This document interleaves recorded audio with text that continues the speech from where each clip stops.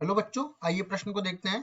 अपने को एक फलन दिया गया है e की घात 2x की घात 2 माइनस में 2x प्लस 1 गुणा में साइन स्क्वायर x। इस पूरे फलन का हमें निम्नलिखित मान ज्ञात करना है और ये चार विकल्प दे रखे हैं। चारों विकल्पों में जो सही विकल्प होने वाला है उसका चयन करना है। प्रश्न को हल करने से पहले इसकी मुख्य अवधारणा के बारे में चर्चा कर लेते हैं। मुख्य अवधारणा तो ये देखिए, यहाँ पे हम लोग कुछ चीजें बताते हैं जो सवाल को हल करने में उपयोगी बनेगी। तो सबसे पहले मैं मान लेता हूं कि कोई भी द्विघात समीकरण अपने को दे रखा है। जैसे द्विघात समीकरण दे रखा है एफ एक्स बराबर में ए एक्स की घात 2 प्लस बी एक्स प्लस सी, इस तरह से दे रखा है। अब यहाँ से मैं एक विवेचक का मान निकाल लेता हूँ, या विवेचक जिसको बोलते हैं, जो कि बराबर होता है बी स्क्वायर माइनस में 4ac। ठीक है, 4ac के बराबर।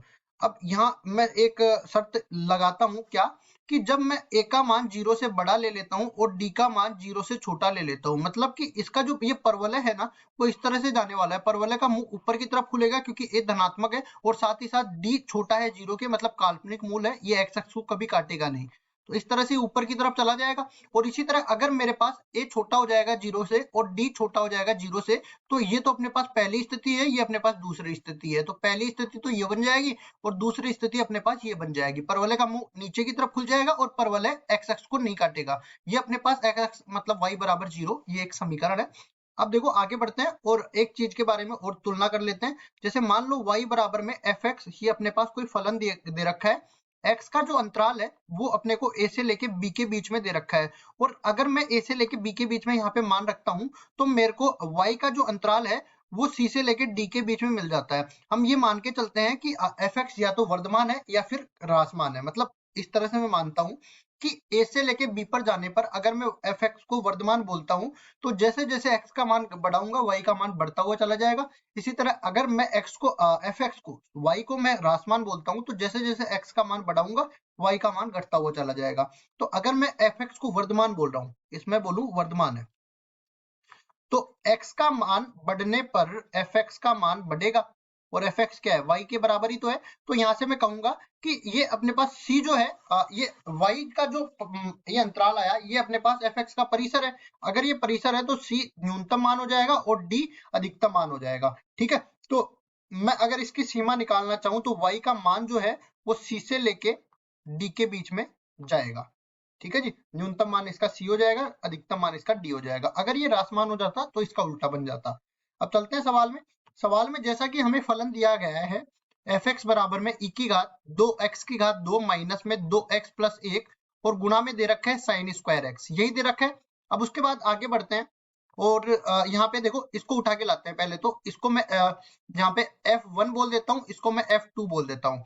f1 किसके बराबर है, fn बराबर है 2x की घात 2 माइनस में 2x प्लस 1। यहाँ से आप देख सकते हो द्विघात बहुपद से तुलना करेंगे तो ax स्क्वायर प्लस में bx प्लस c बन जाएगा ये। और यहाँ से हम देखेंगे क्या कि a का मान तो 2 के बराबर है, जो कि धनात्मक है, मतलब परवलय का मुंह तो ऊपर की तरफ खुलने वाला है।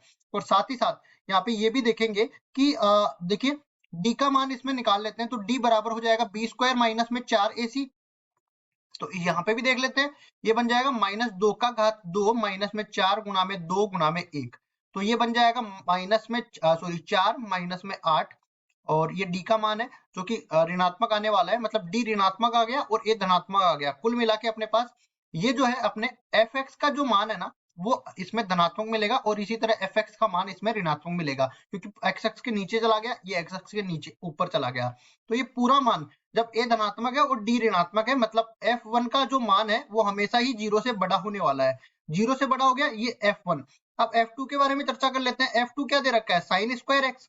अब साइन स्क्वायर एक्स के बारे में क्या बोलेंगे, साइन साइन एक्स जो होता है या साइन थीटा जिसको बोल सकते हैं, इसका परिसर होता है -1 से लेके 1 के बीच में। अगर मैं इसका वर्ग कर देता हूं तो साइन स्क्वायर एक्स का मान 0 से बड़ा होगा या बराबर होगा, और 1 से छोटा या इसके बराबर होगा। कुल मिला के अपने पास f2 का मान जो है वो 0 से बड़ा या इसके बराबर आने वाला है। अब देखिए ये भी अपने पास धनात्मक मान आ रहा है और साथ ही साथ 0 के बराबर है, और ये अपने पास धनात्मक मान है। तो इन दोनों का जब मैं गुणा करूंगा ना, f1 चूंकि मेरे को पता है f1 0 से बड़ा है और f2 का मान 0 या 0 से बड़ा है, इन दोनों का जब मैं गुणा करूंगा f1 और f2, तो ये अपने पास 0 या 0 से बड़ा आ जाएगा। अब कुल मिला के अपने पास e की घात f1 गुणा में f2, यही तो दे रखा है fx का मान। ये अपने को फलन दे रखा था और हम लोग जानते हैं कि e की घात x का जो फलन है, e की घात x का जो ग्राफ है वो निरंतर बढ़ता ही जाता है, ये कभी जीरो के बराबर नहीं होता है। तो यहाँ पे बोलेंगे कि f1 f2 का जो अंतराल है f1 f2, ये अंतराल किसके अंतराल में आ जाएगा, जीरो से लेके अनंत के बीच में आ जाएगा। और हम लोग ये भी जानते हैं कि e की घात x जो है निरंतर वर्धमान फलन होता है। इस तरह से e की घात f1 f2 का जो मान होगा, e की घात f1 f2 का जो मान होगा वो किसके बराबर हो जाएगा, ये बराबर हो जाएगा, इसके लिए मैं अंतराल में लिख रहा हूँ e की घात 0 से लेके e की घात अनंत। यहाँ पे ये खुला अंतराल आ जाएगा, यहाँ पे बंद अंतराल आ जाएगा। कुल मिला के ये fx का मान है और fx का मान अंतराल कौन से में आ जाएगा, जीरो सॉरी e की घात 0 का मान 1 के बराबर होता है। इसको सही करेंगे, ये अपने पास 1 से लेके अनंत पे चला जाएगा। ये परिसर बन गया। अब मैं कह सकता हूँ कि इसका न्यूनतम मान तो कितना है, 1, और अधिकतम मान कितना है, अनंत। मतलब मैं कह सकूंगा यहाँ पे fx का जो मान है वो 1 से बड़ा होगा, बराबर होगा, या फिर अनंत से छोटा होगा, इसमें बराबर कभी नहीं आएगा। तो इस तरह से अपने पास इसका परिसर आ गया। तो इसका आप देख सकते हो न्यूनतम मान कितना मिल गया, 1 के बराबर।